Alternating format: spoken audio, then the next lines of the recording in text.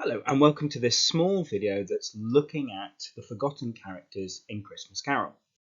Now the thing about Christmas Carol is that there are some great big characters that everybody can remember. Tiny Tim, Bob Cratchit and Scrooge.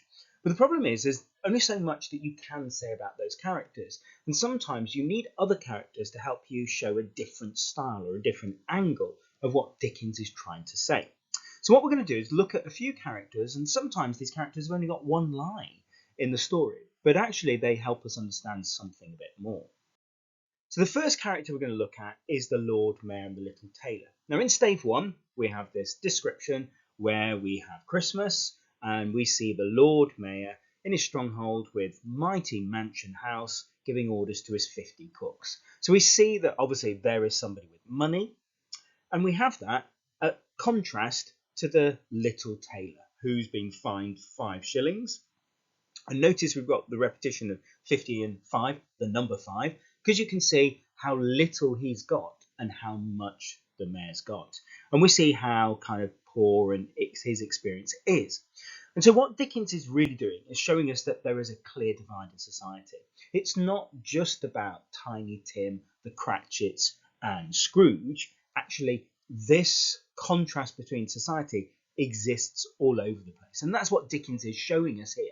But also what he's showing us is the inequality of resources. Now Scrooge doesn't look like he's got lots of money, but we know he's got lots of money.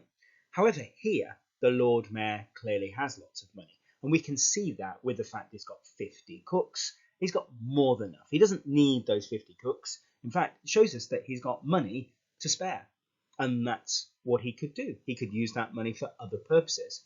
But also, what Dickens is also showing us here is actually how close and how connected the poor and the rich are.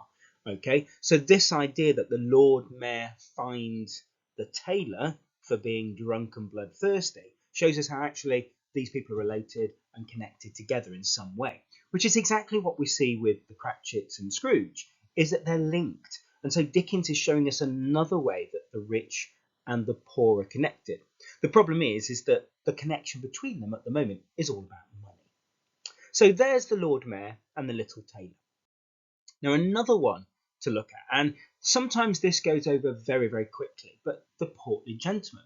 Now, very, very short little scene, and obviously we go back to it in stave 5, but they're described as being pleasant. Now, the interesting thing about the Portly Gentleman, and a bit like the mayor himself, is this idea that the rich have got loads of stuff.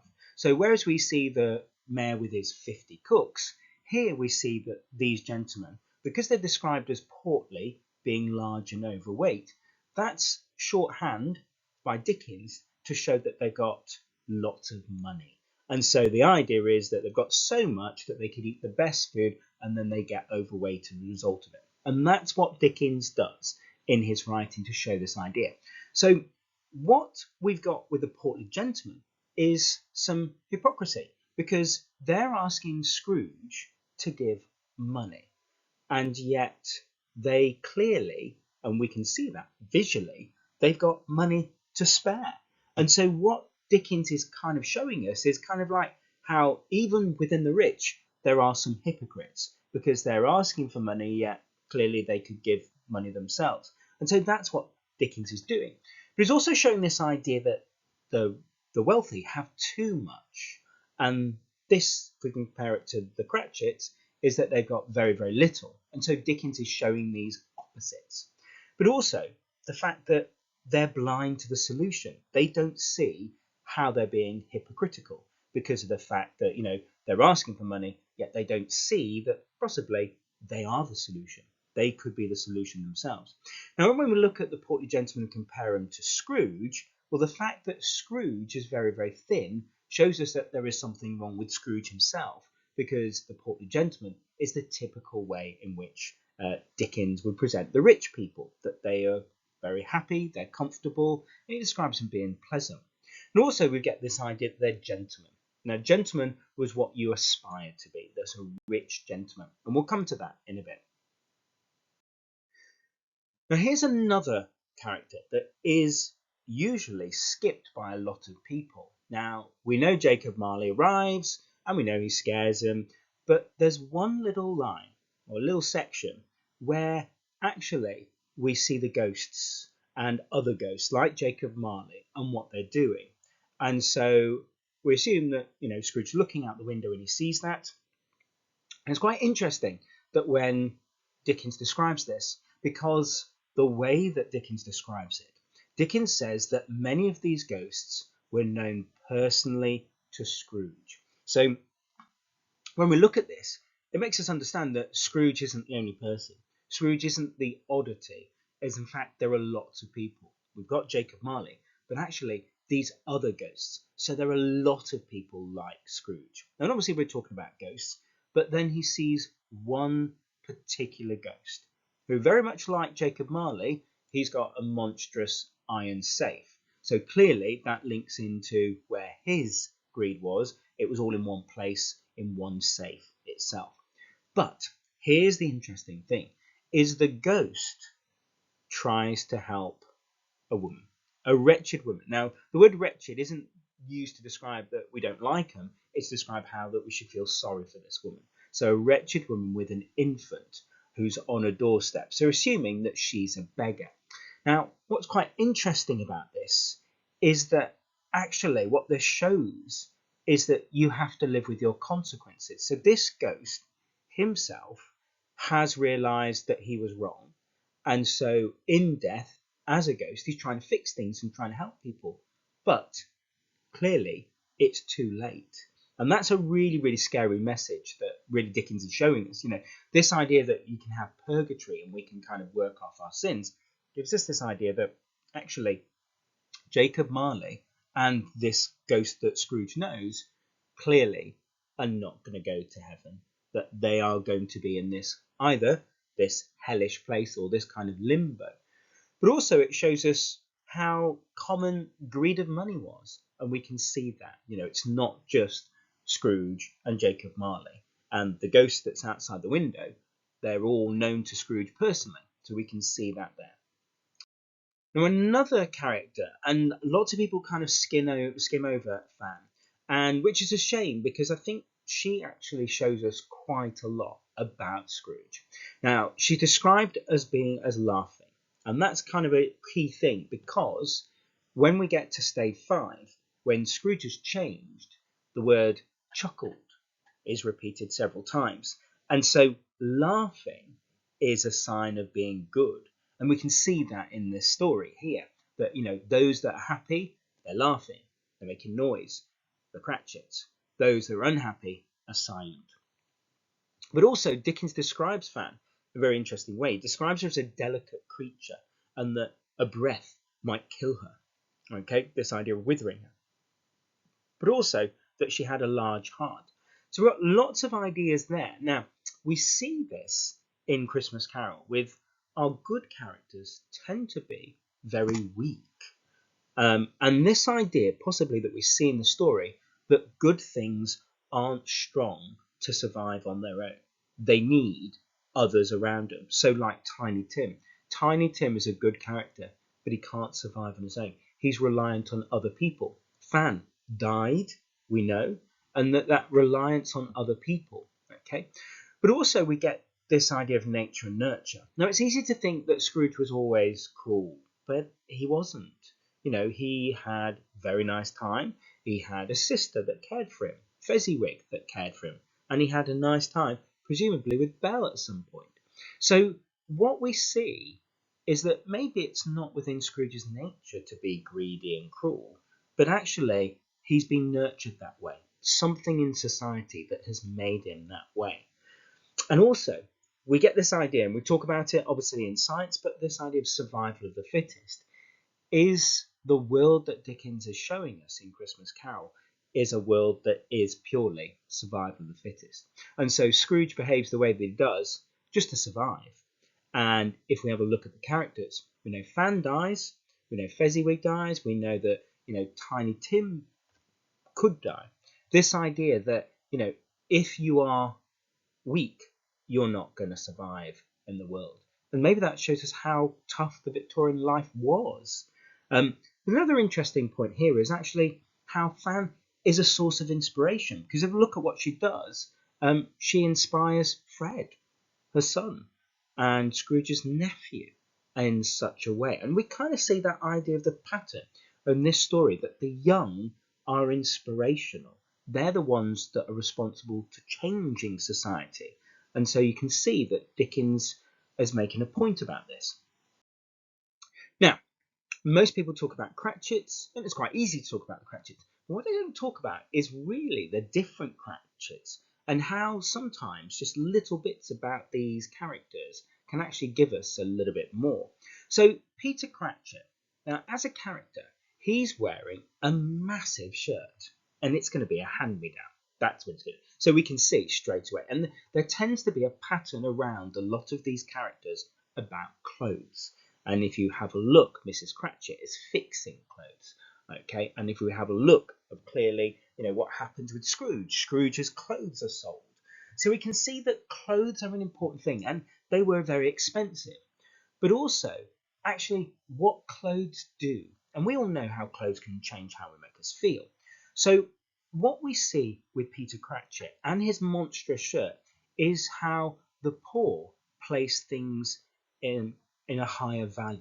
So the clothes for Scrooge doesn't matter. It's only the point that people are selling them later on when he dies. That's the issue, really. But for Peter, it's a massive thing, and it's so important. And he describes it. He's so pleased when he can walk out into the parks and look all kind of like a grown up because he's wearing his dad's shirt, and how he looked forward to showing it off to people. It shows that idea how small things have such a high value for the poor. But also, we have this emphasis of small things mean so much. And this kind of links into Tiny Tim, because Tiny Tim means so much. But also, when we have a look at the meal that they have, the meal, the little goose that they describe it in such an exaggerated way. And that's what we're seeing in the story, about how the poor actually appreciate the tiniest of things. And we see with this the contrast with the rich, because we've got the portly gentleman who've got more than enough. We've got the mayor who's got more than enough. And yet we've got the poor, or the working class, who are just making do. They're just trying to survive. Now, we're going to look at next set of characters, and it's a bit of a cheat, this one, because we've got the miners, the people in the lighthouse, and the sailors. Now, very rarely in film versions of Christmas Carol do they show these characters, because when directors come to filming the story, they don't think these are very important. But I would argue that these characters are very, very important, and actually they're small little postcards of ideas that Dickens is trying to get across to us. And what we're seeing is the miners, lighthouse, and sailors. They will be the poorest of poor, so they will be much poorer than Bob Cratchit. Bob Cratchit is working class, but he's got a job, a house, and if he loses his job, he will lose those things. So he's kind of working hard to keep those going. These people will be the poorest of the poor, so they probably won't own any property. They won't be able to rent. They'll just be reliant on a place of work based on their job. So it is the lowest in terms of the social class. But yet what Dickens does is quite interesting. So he describes where they are as being horrible. So this idea of being really, really deep in the bowels of the earth. Now, bowels, thinking about stomach, this whole idea that it's being a horrible place to be. And Dickens does the same with the lighthouse, in this rocky place with the sea all over the place, and the sailors.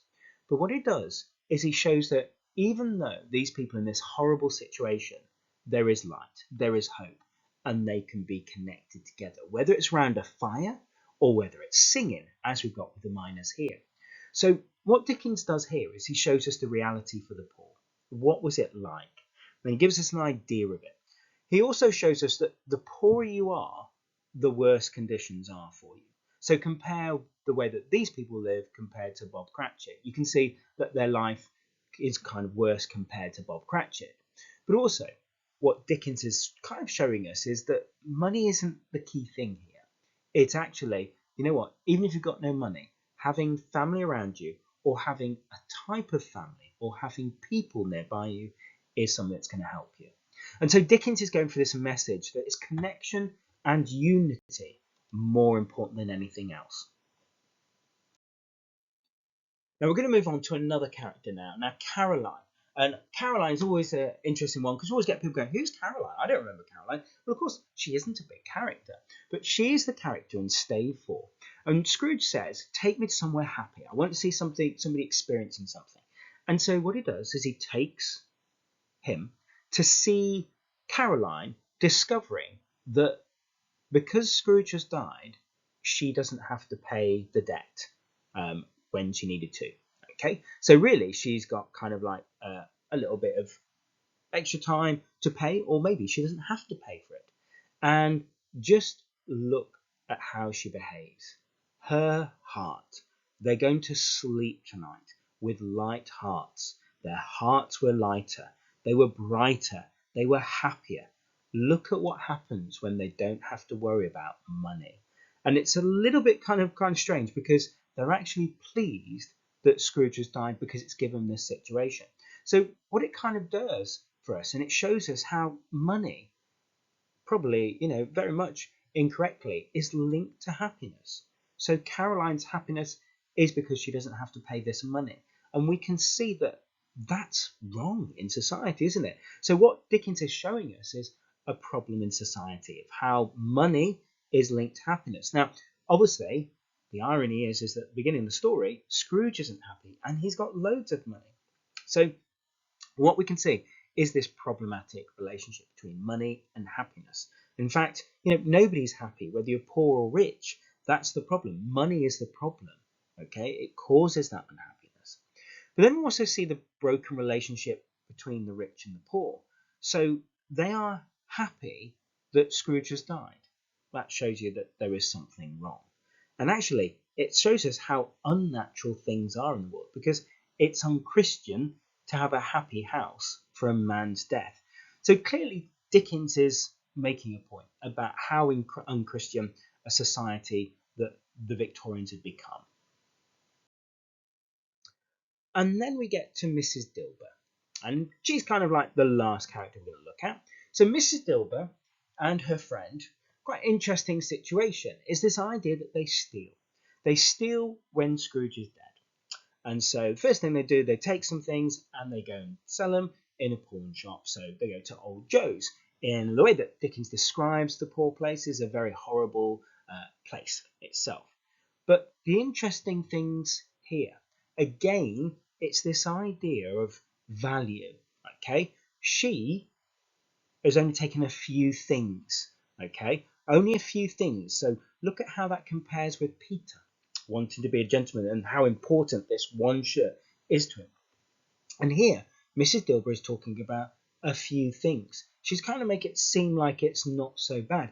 But this is the thing, and this is the problem, isn't it? Because there may be a few things for Scrooge, but they could be a few important things for a poor person. And so that's her stealing. And so we see this relationship between items and things. And because of it, and why she feels justified in stealing, because he wasn't natural. He was unkind. And so, if he was kinder, she wouldn't be stealing. And so almost in a way, she's kind of got a justified reason for doing what she's doing. And if we think about the society that we've got, is this idea of survival of the fittest? Well, she was only doing it to survive. Okay? So we can see these whole kind of things and these threads that are going on. So this idea of the value of things. And we've got that consequence for actions. Now we talk about, the chains that Jacob Marley forged in life. Well, actually, we're seeing here another chain, because the consequence of Scrooge being cruel is not just that he's going to have chains that are going to haunt him, but actually look at how he's dealt with in his death. This is the consequence. These are the consequences of that. If he was kinder, if he was nicer, then she wouldn't have stolen things, and she would have been more respectful and kinder. So there's quite a few characters. Now, obviously, those characters themselves, they can link to themes, but they can also link to other characters and other ideas. And what we want you to do is be thinking about, when you answer your question, is think about What interesting connections or things can you find? Because remember, everybody's going to talk about Scrooge, everybody's going to talk about Bob Cratchit and Tiny Tim, but if you could make a connection between Tiny Tim and Fan and Peter, that's more interesting than just talking about Tiny Tim on his own. Okay, do check out some more videos. Okay, thank you.